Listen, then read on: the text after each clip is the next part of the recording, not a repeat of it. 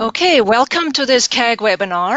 My name is Verena Menek. I'm a professor at the University of Manitoba and the Vice President of CAG. I will be moderating today's webinar. Before I introduce today's speakers, just a few things to note, and some of you who were on earlier heard Anthony say this, but just as a reminder, the next CAG conference is October 22 to 24 in Regina, so make sure to save those dates. Also, the call for abstracts is out now. The deadline for submitting abstracts is April 15. And of course, we hope that we will have just as fabulous an attendance in Regina as we had in Moncton. Second, I want to note that this CAG webinar series is a way to feature and highlight the work of individuals who received the CAG Award last year. So I would encourage everybody to go to the CAG website to check out the list of CAG Awards as well as the application information. And of course, I would encourage everybody to nominate worthy individuals for the awards. And as you will see on the website, there are many of them. Lastly, just a few housekeeping issues. Your microphones will be muted during the presentation so we don't get echo or static. Those of you who are calling in via phone, if you could also please mute yourself on your phone so we don't get that echo. If you do have questions or comments, please type them into the chat box. If you don't see a chat box on your monitor, you need to click on the little bubble at the top right, and it will open up the chat box, and then you can type in comments, which I will monitor as we go along, and then I will save the questions to after the presentation. So we'll keep that to the end of the presentation. So with that preamble, I'm delighted to introduce the speaker of this webinar, Dr. Sandra Hirst, who was the 2019 recipient of the CAG Award for Contribution to Gerontology. Dr. Hirst is an Associate Professor Emeritus at the University of Calgary, and she currently sits on the boards of the National Initiative for the Care of the Elderly, also known as NICE, the International Federation on Aging, and the Canadian Network for the Prevention of Elder Abuse. She has held a number of leadership positions, including President of CAG from 2004 to 2008. So with that preamble, I will turn the mic over to Sandy. Sandy, take it away. Thank you so much.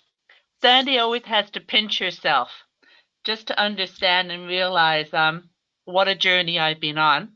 I'm hoping that you can see the initial slide, and it's called Taking a Journey.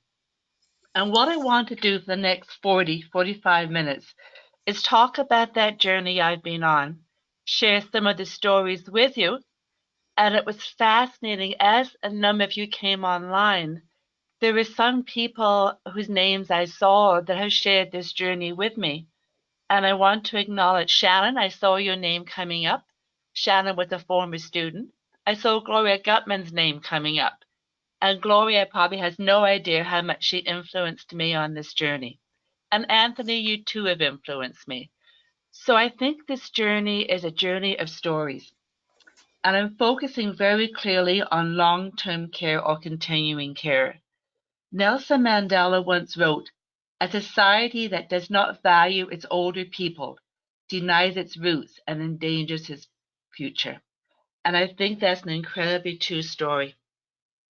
So I'm hoping as we move through this, that these will actually work for us. And we should be having the next slide coming up.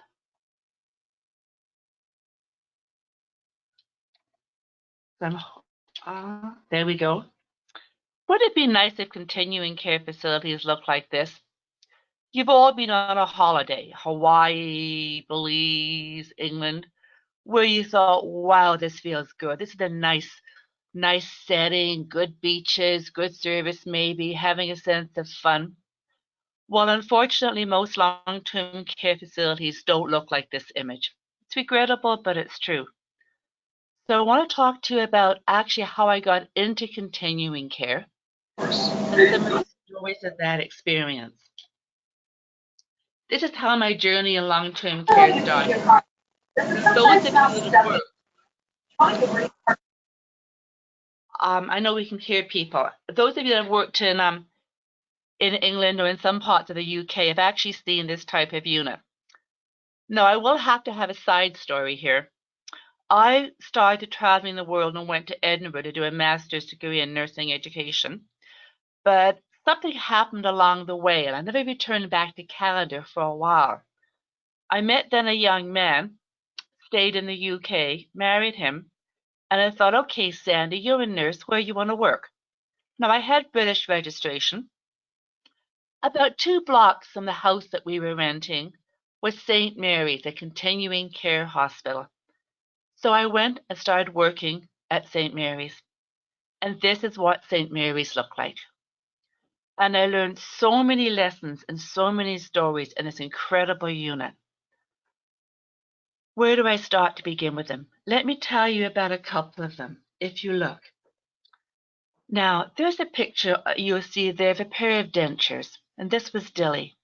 And way at the back of that ward there on the left-hand side was Dilly's bed. Dilly was in about her 80s, fairly obese, severely crippled and disabled by arthritis. But Dilly had a mind that was sharp. And I was telling Dilly one evening, you know, Dilly, I'm waiting for my husband to come and pick me up, and we've just been married, and she was laughing and teasing me a bit. But I got her ready for bed and made sure she was comfortable and took her dentures out and put her in her right clothes, the usual things that we do for evening care. And then my young husband came to pick me up, and I said, let me introduce you to Dilly. She says she was interested in meeting you. So I took him down and introduced him to Dilly. The next morning when I went on shift, Dilly just was furious with me, absolutely furious, and gave me one of the first lectures of my nursing career. And Dilly said to me, I didn't have my teeth in, Sandy. I couldn't greet your husband without my teeth in. And I learned that day the critical importance of personal care, of communication, of actually recognizing how we communicate and how we appear to the world. So I thank Dilly very much for that lesson. I was a nursing sister on that ward, and on the other side of that Dilly's bed was a lady called Maud. Maud was, I'll have to admit, just as obese. She'd had a stroke, but she could still communicate quite well, and we had to get her out of bed in the mornings, and we would get her up using a lift. But she taught me the value of knowing the people on my unit. She'd yell at me, Sandy, and I mean, she had a voice that was pretty loud, and she'd say, Mrs. So-and-so over there, she needs a bedpan, I can tell she's grimacing. Or the other lady in the bed further down, there's something going on with her. One afternoon shift I went on, and Maud just, as soon as I walked on the unit, Maud yelled at the top of her voice, Sandy. And there was music playing. And most of us think that music on a unit might be quite comfortable. Well, when you're 80 years of age and 90, I don't think you really want to hear punk rock music. And we had Maud just slamming and slamming her shoe, which she was not able to wear, against her table.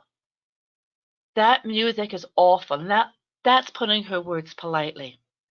And she taught me that day the appropriateness of what are we listening to. So we talked to staff a little bit about some of the languaging and some of the words. We changed the music, and the atmosphere on the ward changed. So think a little bit about some of those stories that we learn. I have one more story about this unit because it taught me so much. York in the United Kingdom is very prone to floods. And I would say that one of the local bars would stop serving when the water got up to waist level. But we had our meals on this unit shipped in from an adjacent building.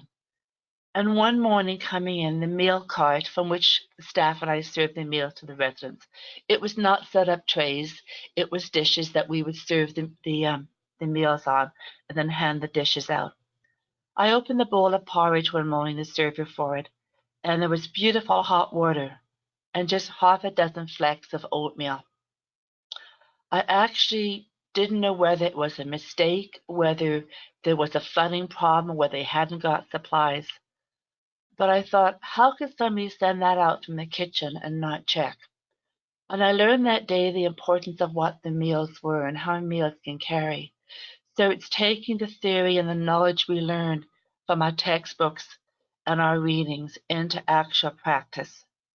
So this ward taught me a huge, huge story about caring for people and caring. We did have some private rooms on this unit as well, about 6 of them. We used to hold them in reserve for our psychiatric patients. Now, I wasn't on this unit long, about 18 months, before they asked me to move to set up the new geriatric assessment unit in the regional hospital. And we had 4-bed wards there, four-bed wards or units, and we had singles and doubles.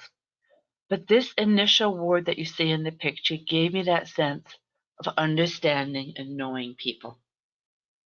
And that really helped start my journey. So I want to talk about some of the paths of this journey, the education, the older resident, and the research. Because as you see in this path, I can't separate them out into silos. And I will have to admit that in my career, I've been quite struggling with the silo effect of research, the silo effect of education, the silo effect of the residents that I served with. Because to me, I can't separate the stories. Everything is so closely interrelated. I had a colleague once that told me any research is valuable. Always research goes back to practice. But maybe I'm a little bit too pragmatic. Maybe I'm a little bit too immediate.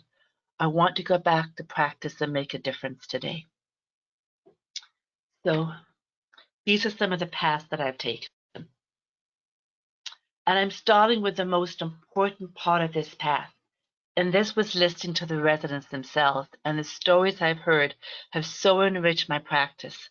So if all of us have lessons to learn, it's to go back and actually listen and to sit down beside the person I'm talking to.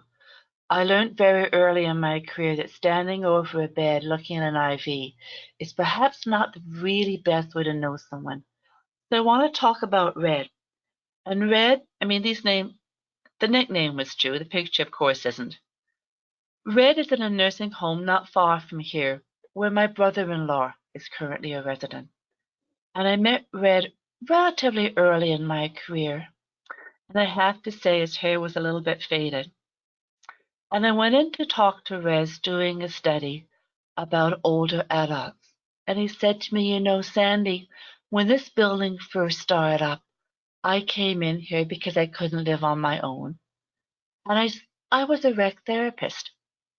I used all my career, and I used to work in a hospital, but when I came in here, they had no rec therapy program. They didn't want me. And it took me a while to start nagging. He said I was a nag, Sandy. But you know what? I didn't ask permission. When we were in the lounge, I would get some of my friends together here, and I started an exercise program. And it made a difference. And the staff liked it so much, they hired a rec therapist.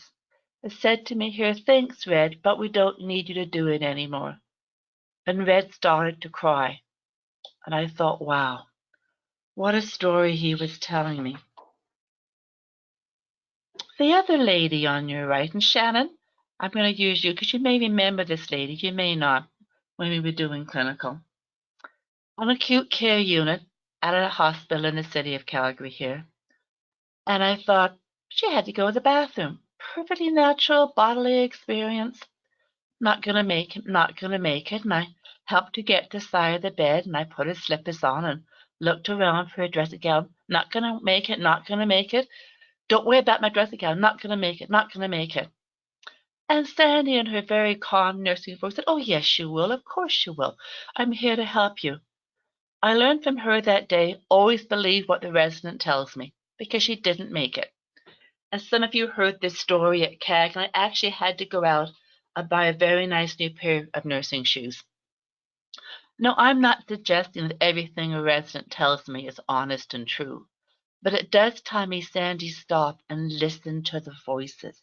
Listen to what they're telling you, because those stories are so critical to what you want to do and what you be. And it really has helped me understand to always go back to the resident.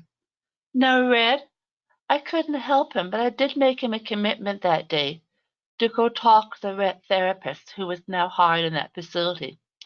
She didn't know that Red had a history there. And actually, a couple of months afterwards, she actually did have Red in the group helping.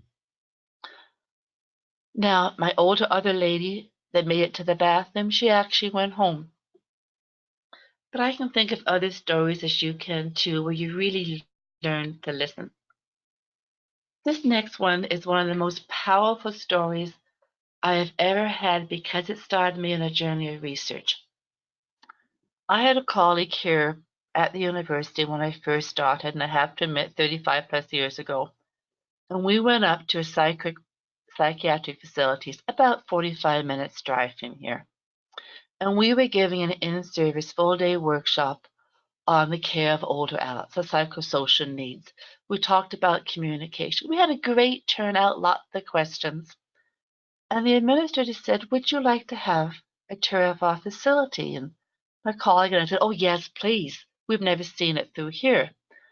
And as we walked through it, I saw a staff member actually twist the arm of an older resident as this individual pushed the resident into a chair. And I looked at my colleague and I looked at the administrator and I honestly did not know what to say.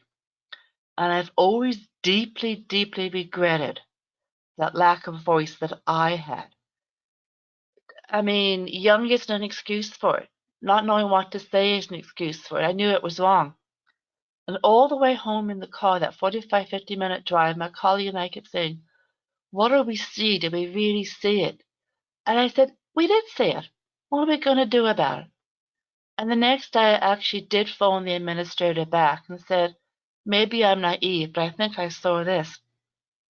But that started me on the journey of understanding and exploring what is residence abuse.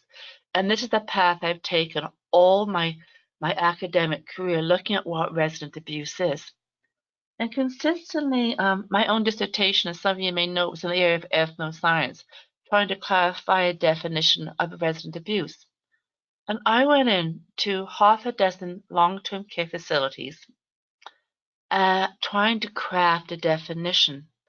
And as I knocked on administrators' doors and said, look, can I come in and talk to your staff about resident abuse? Well, certainly send it, but we don't have it here.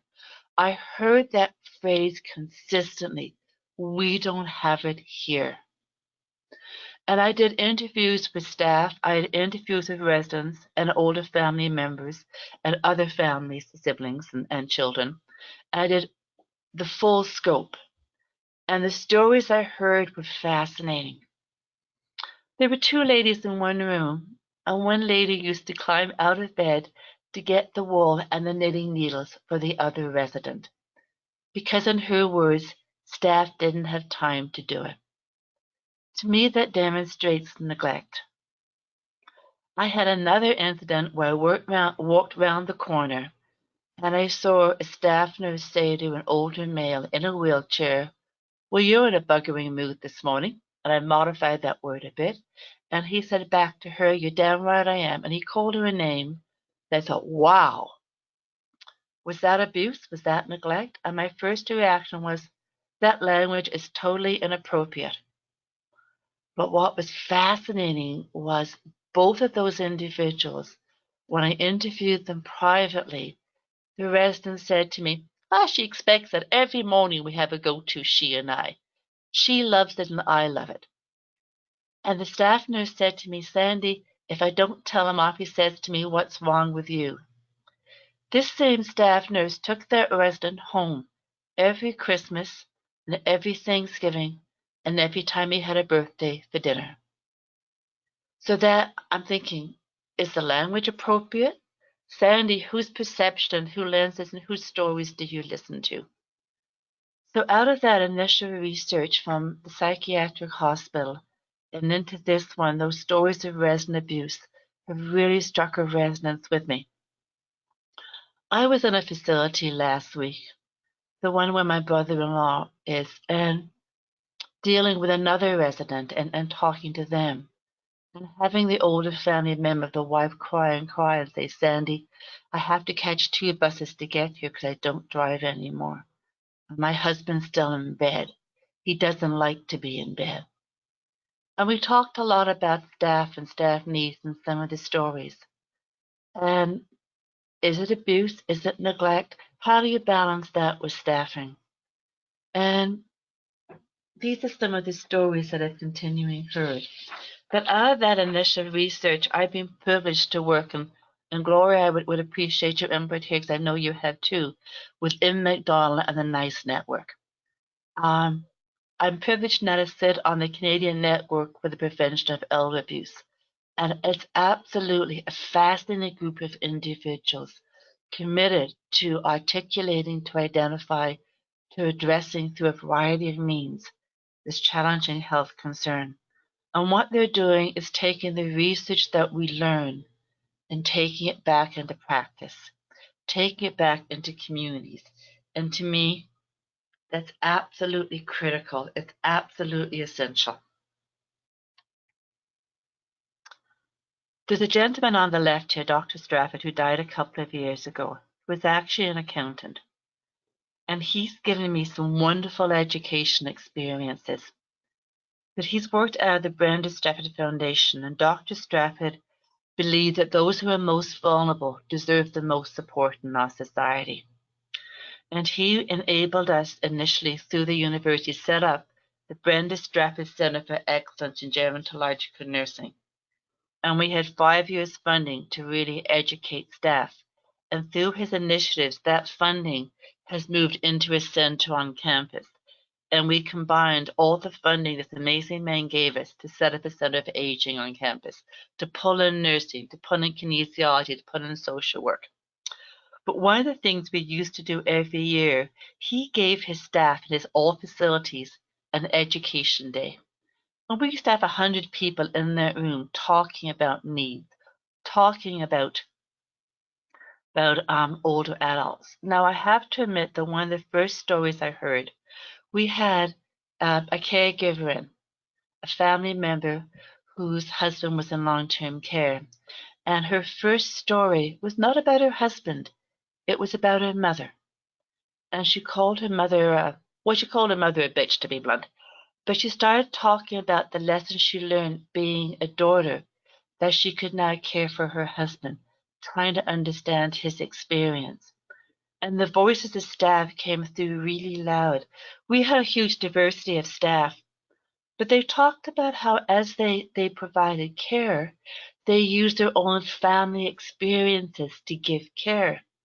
And they talked about how their children gave them some learning experiences, which initially made me step back and think, what? Well, they talked about if their children were crying at home, what did they say?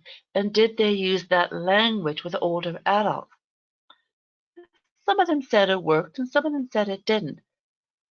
But it was an interesting learning experience for all of us because we began to craft a language that older adults are not children, that their voices are different and their experiences are different. One of the things that we did here with students quite often on campus, we had popcorn movie nights. Fried green tomatoes being one of our favorites, Driving Miss Daisy being another. We used to open it up to nursing students throughout the city, and then after our first one, it was so well attended, we had parents coming in.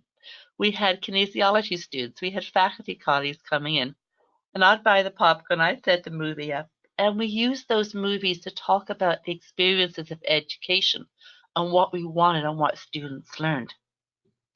The picture in the center was funding we had, and we used it to set up the national series of photographs that traveled across this country, sharing about the experiences of aging. We set them up in one of the main buildings on campus, and we watched and talked to individuals as they passed through them, some of the stories they had. So I used this slide to talk about some of the educational experiences we had and learning from them. I haven't even really talked about students very much yet. I talked a little bit about the research, the education, but I really want to talk a little bit about the traveling companions that I've had and been privileged. Older residents. Had a lady once, relatively recently, We went home on a weekend pass, and she came back before the weekend was over because her niece couldn't cope at home. She'd phoned her aunt in the living room with a lampshade on her head. And all my stories are true, the names have changed. But she said I just couldn't care for her. The acuity that you and I are dealing with in continuing care is absolutely incredible. How do you begin to describe? And I know I'm biased. We educate staff who are personal care attendants, LPNs, nursing aides, who, in my experience, want to give the best care they can, but we put the least educated staff primarily with those who are in the greatest need of care. And the acuity level is absolutely high. I talked a little bit about families on the other part of the slide, co-crafting and co-creating this journey with me. But the family members may not always be the niece or the daughter. I have to admit I got in trouble once as a nursing sister when the resident really was upset and the daughter said to me, she misses the cat. So do you know those straw picnic hampers that work really well? They work really well when you want to bring a cat into the unit too. Did I have permission for it? No, but I brought it in.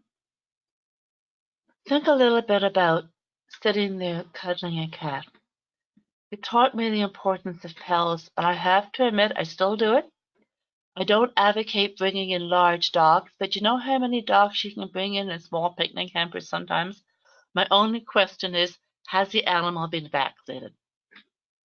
But the look of love, you and I can think of families who bring them in. I had a young granddaughter once, 16, 17, who brought her little bandit poodle in, little tiny, tiny poodle, and sat him on the bed of her grandfather. Her grandfather did not know his granddaughter's name, but he knew the name of the dog, and he talked to the dog. Talk to me a story there about co-crafting. I've had students along the way, and I am incredibly amazed by students. One of the last clinical units I worked on, I had 4 units, and I had 8 students, 2 on each unit.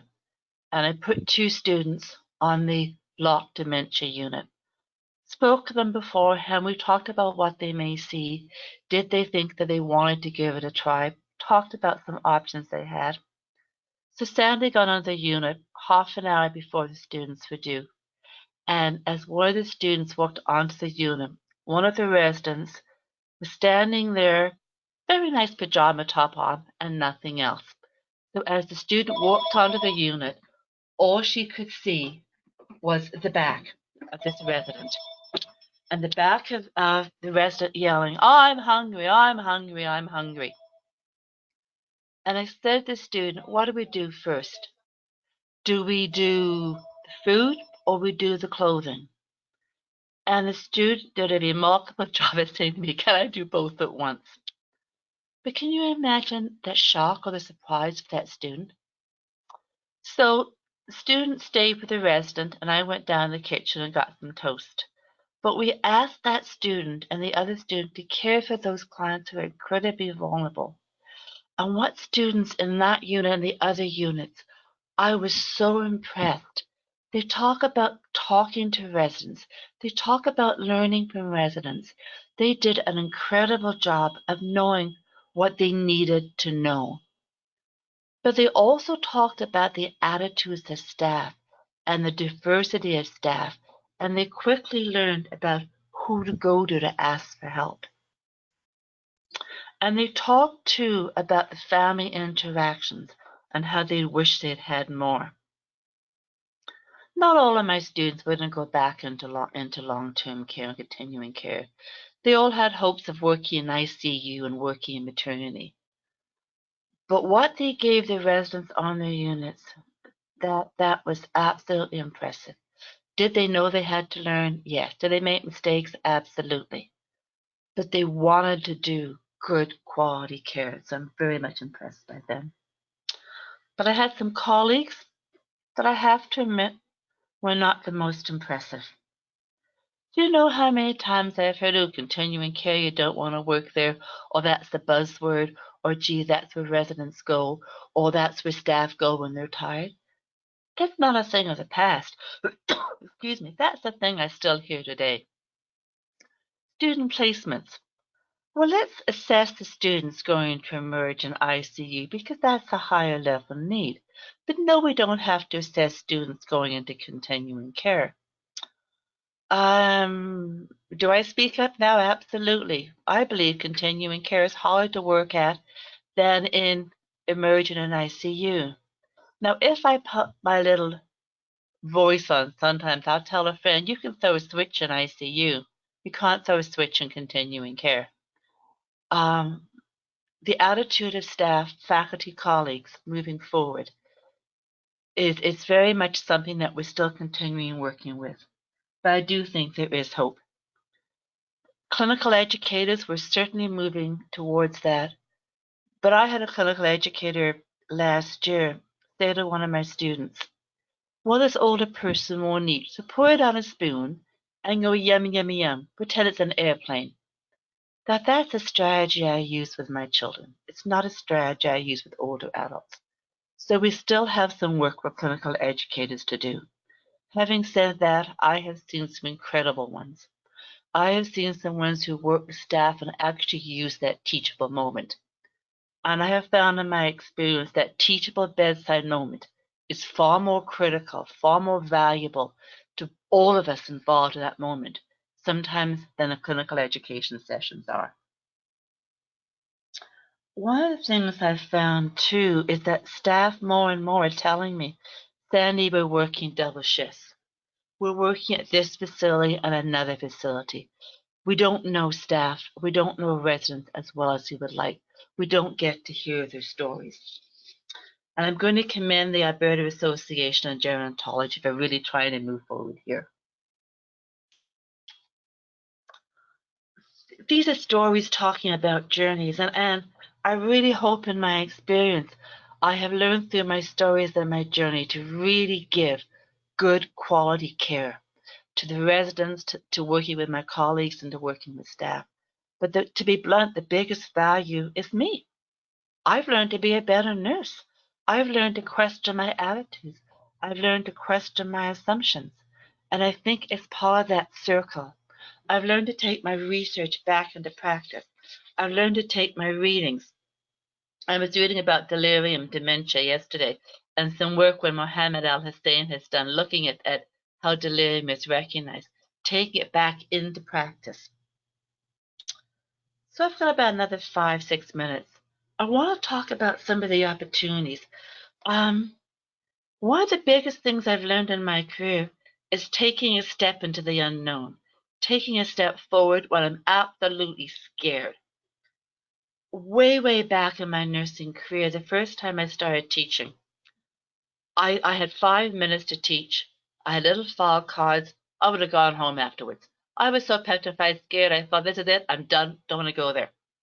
I learned that taking that leap of faith and step forward is absolutely fantastic. I've learned about the richness of the older adults I'm working with. I've learned I can actually make a difference. That to me is an incredible opportunity.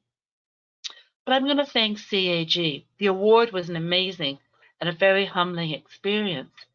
But the first time I went to a CAG meeting was in Toronto a long time ago. And we linked up with the American Association. Sandy sat in the back row, talked to a couple of colleagues, didn't do an abstract. And I went back to CAG and thought, Sandy, you're doing some interesting work here. Put an abstract in. I'm going to really, really encourage you for Regina. It puts you a step forward. It puts you sometimes into that new and unknown. But even if it's known, the conversations you have about your programs, about your research, the corridor ones, always take back into practice. And for me, that's really incredible. I actually had Joyce Springate, or Joyce Church, as you may know, start the Education Gerontology group. Amazing conversation with educated colleagues. But I will tell you a funny story. That Barry, who was at the time president of CAG, phoned me up one day and said, look, Sandy, can you do me a favor? Gloria, you'll laugh because you know it. Barry said, Sandy, I can't go for the weekend to Vienna. Can you go for me to represent CAG? I thought, I don't think I know where Vienna in Calgary is. I said to Barry, where in Canada is it? Where in the States? He said, no, Sandy, I want you to go to Vienna in Austria. I thought, okay, I can do this. Gloria, I thought, IAGG. And Gloria actually helped with the funding for CAG to have a rep there. And it was a fascinating experience to see where CAG stood in the world and to give Gloria and IAGG credit for doing one of the best IAGG conferences we ever had in Vancouver.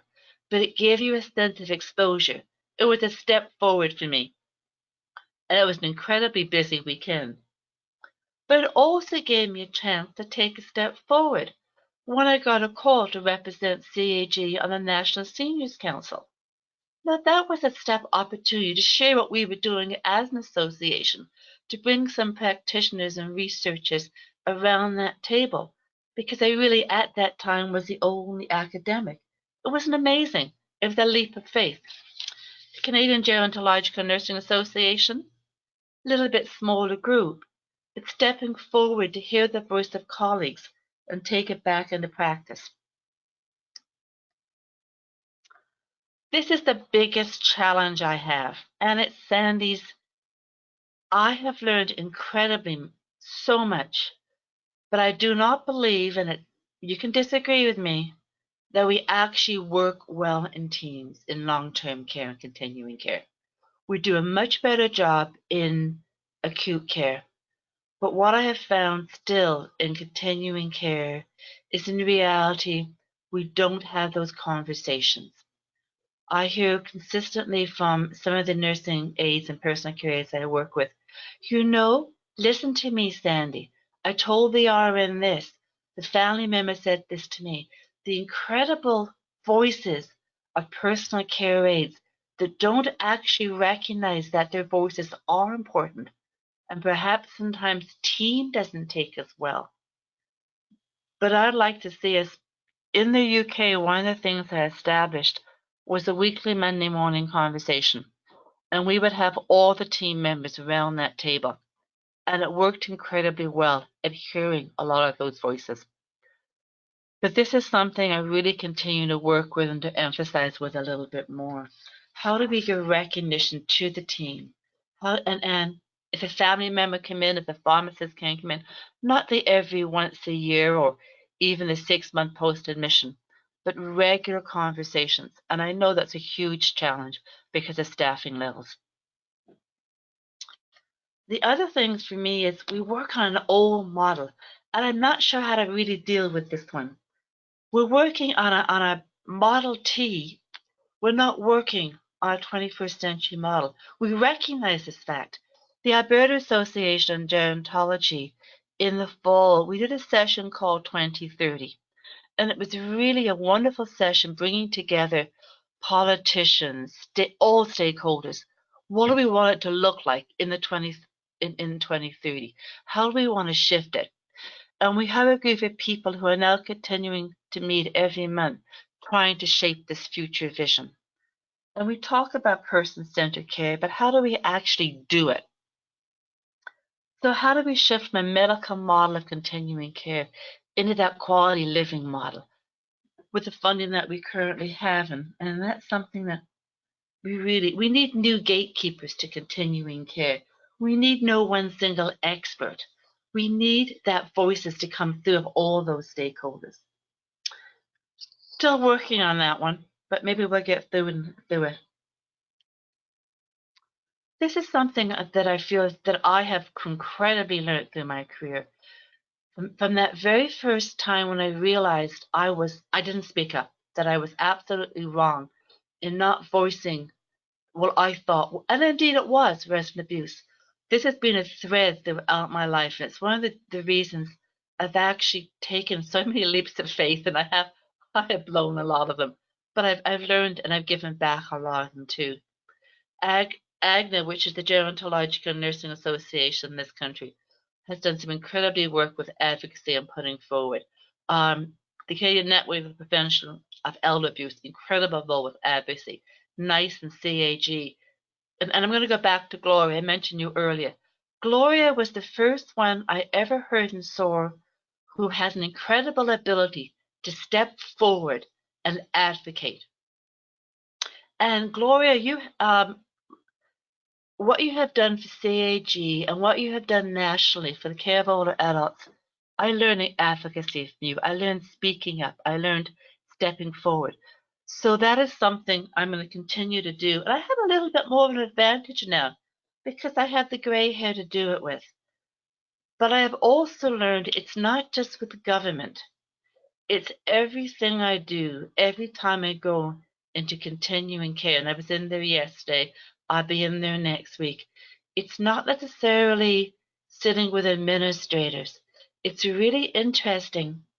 The first time I started working continuing care on my own, going in to do expert work and support, I spent 6 weeks with staff and they didn't know I had a PhD. They didn't know I had a formal liaison. They knew I was coming in to get a sense of the flavor. Personal care aides would not let me get anyone up in a wheelchair. They wouldn't let me put socks on. They wouldn't let me wheel someone to the dining room of a resident because they saw that as their job. It took me 6 weeks for them to feel comfortable with me, to actually let me begin to go into the dining room. And then it took another 6 months before they actually realized that I had a PhD because it wasn't important to me. The care was important. So I have learned build relationships with staff. Nora Keating out of U of A has done some really interesting work in this area. And I learned from her in the readings that sometimes when a resident comes onto the unit, staff turn around and hide. So I've learned how to work with staff and speak. I've been so incredibly lucky in this journey. This is a slide where I talk about what will have to happen, what will have to change. Where do we start? We know what the changes are. So if we don't advocate, we can't move forward. I really think we have to improve integration.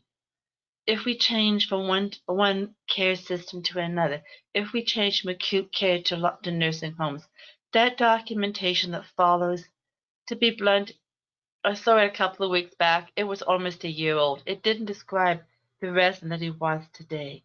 How do we work with delaying admissions? How do we work with quality of care?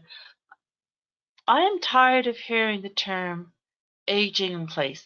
It's actually aging in the right place. Because I think you and I we've heard families say that they feel guilty putting the person into care, their older member. But I've also heard families say, Sandy, I'm tired. Sandy, it's hard. Sandy, I don't have the help. I'm always impressed by the marriage vows that people bring into this. How do I actually work with this new system in the future? That's where advocacy has to come in. I just can't stress this enough. I don't actually know how to do it all. This is a really big world out there. One of the chances I think that I have learned, I put this one to talk about some of the foreign teaching I've done, because I've taught in Laos, I've taught in Cameroon, where my students taught me incredibly lessons, including burning of older adults, male and female, in the past couple of years because they were witches. Absolutely floored me. I've worked in India, which was an incredibly learning experience. The dedication of some of those students to do a good job, to care for older members on units where they stood behind physicians, they stood behind physician students, trying to understand care. I've worked in Laos where the IV poles were bamboo rods, where there were no sheets on the bed, with brand new hospital built by foreign money, and no sense to actually use sheets on the beds. So I think part of this journey is not just looking at, gee, Sandy, you complain about continuing care and you love it in Calgary and Alberta and Canada. But I think we have a responsibility to advocate beyond our borders. Now I've got 48 minutes here. I don't know if I've met your needs today, but I have given you a chance to talk about some of the journeys. And I think my last words of wisdom before I turn it back to our moderators, take a step outside your comfort zone, because it's been an incredible journey, but one that I'm not finished with. So, Verena, I'm turning it back to you for any questions, comments, or discussion. Okay, thanks so much, Sandy, for this presentation. That was excellent. There was a comment question that came in. I'm going to put it into two questions. And one is, how do we create better community care to offset having to build or to offset having new nursing homes? Any thoughts on community care? I would really like to see community care take perhaps a direction of individuals with developmental disabilities and actually make residential care homes. We use it now for developmental disabilities, but if we had homes where you had half a dozen older adults, and I'm not talking about personal care homes, I'm talking about personal living homes, where you have half a dozen co-sharing, I would have quite happy co-shared that type of facility with my father. I have a friend, and we've talked about this. If we had a home and actually built the home with individual rooms for me and my husband, individual rooms for my dad, could we co-share cooking? But could we do it in a family model role? Could we step outside that? Could we talk about, we build 300 and 400 bed facilities, but how do we actually build homes? And I mean homes. I'm going back to my 3 or 4 families living together and co-sharing. It's based on a community co-share model. And it's a cooperative model, isn't it? Why can't we use a cooperative model? We need funding for it, and that's the biggest challenge we face. And coming into Alberta, it's even bigger. But I've spoken to family members about this, and we have some money as a family. We could do this. We could do this together. I haven't actually spoken to all of them to convince them, but I have a couple on board willing to think about it. The UK is far more advanced than we are in this way.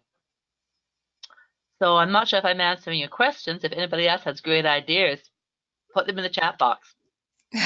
Sounds very good.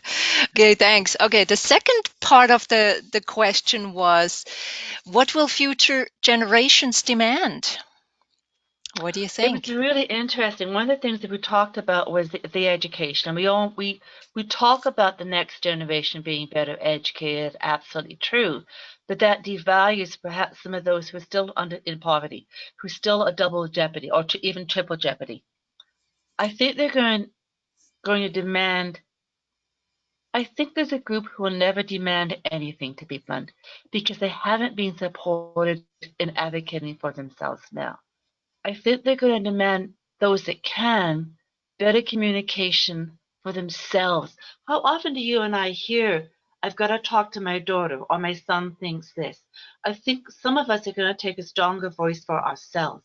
I think we're going to demand access to a registered nurse without going through a physician. And there are some ways to do that now in the system. I think we're going to demand more funding for continuing care programs, for fall programs, for the GATE programs, for a number of those issues. But I think we have to focus our efforts on 2 or 3 key priorities areas. Instead of having pilot projects that we know work, the question becomes sustainability. I think we've got to step back and say, what is working? Where is the funding? And let's actually move forward on those and use those strategies to expand our education network. These aren't new things. We've heard them before. It's going out and advocating and actually moving forward to do them. We can't do everything. Pick your priority. So again, I'm hoping I'm answering that question, but. All right. Well, thanks a lot for that. It's a big question for sure. Okay, let me read you another question that came in. You've talked about advocating alongside staff. Have you been involved with long-term care residents councils in your work or research experiences? How can we help to elevate and tap into the residents' voice in care settings? I think there's a really residence councils are fascinating because some of the ones I've attended, the residents actually do speak. That they have communication skills And the skills relate primarily to meals. But I don't think we've ever sat down with them as a focus group. I've tried and say, what is your priority? What are your needs? I'd like to step outside the food linkage and talk to them about what sort of environment would you like? Would you like trees? Would you like pets? Would you like an environment to change? Would you like walking areas? What sort of crafts would you like? And we have some great ideas, but it always goes back to meals and trying to, and maybe you have a different experience. Even and so when I have the residents' family members in there, they're much more vocal, but it always seems again about activities, about structures. But the one thing I find consistently in is there's only certain family members that go. It's usually perhaps a son, or perhaps more often a daughter, occasionally a spouse, but it's never the family. Have for example, one, oh, maybe she's about in her 50s. She has a mother in a continuing care facility here. She is fantastic at going in. And she goes with her mother on the outings. She goes to every residence councils. But her two sisters and her two brothers have never been in. And yet, if there's a problem, one of the brothers is on the phone complaining. So I often see one family member. I never see the family collective. And that is a concern. And I think we need to focus more on inviting the family as a collective. One of the things I found in the UK, and I really love that model, as I walked into some of the continuing care facilities, the pub was by the front door. And I'm not talking about once a month or once every couple of months where you could buy a beer. I am talking about an active pub that ran from 4 to 7 every single night. Now, it is a UK model, but if I wanted to see a resident, I could pretty well find them in the pub. It didn't mean they were drinking. They could be socializing. They could be just sitting there.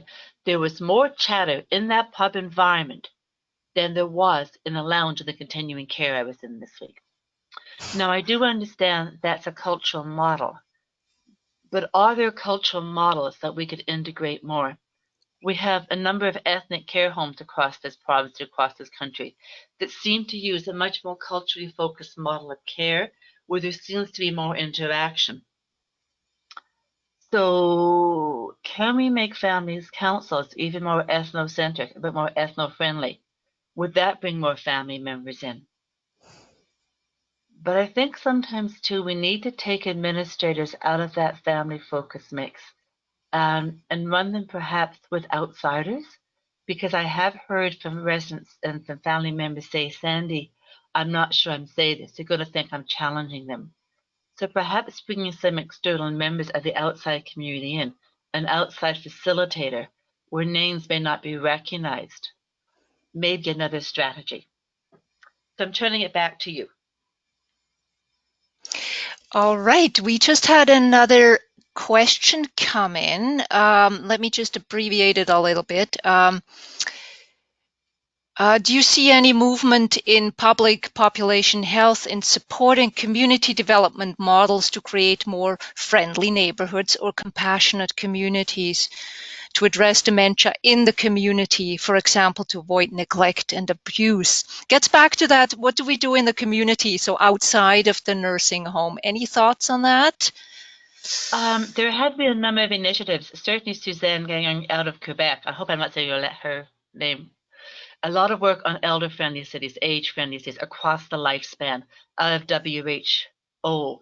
And I can see the face. I can't remember the name of the individual who was actually with Health Canada and Population Health at one time, who went to WHO, and she's did a lot of work on age-friendly communities. And across this country now, Calgary, Montreal, Edmonton, they do have initiatives moving on these lines. And that age-friendly certainly addresses the housing options, it addresses transportation, it addresses reduction of elder abuse. But sometimes they're not well advertised and well promoted unless you go on the city's website. So Calgary, for example, has done some exceptionally good work on transportation, housing, and addressing elder abuse. But unless you go on, unless you access them, the community at large don't work with them.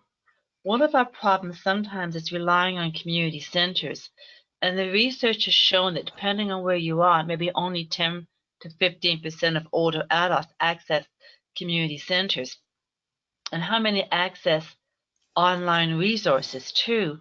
So I would actually like Health Canada or Canada Post to put flyers in every mailbox saying these are community resources. I would like every doctor's office to have information sheets. I would like every public health nurse, every time you go in for a flu vaccination, to give a sheet to an older adult saying, these are some resources. We don't do that now. Why not? So again, I'm going to pass it back to you. I'm just cognizant of time. Yes, yes. Thanks so much.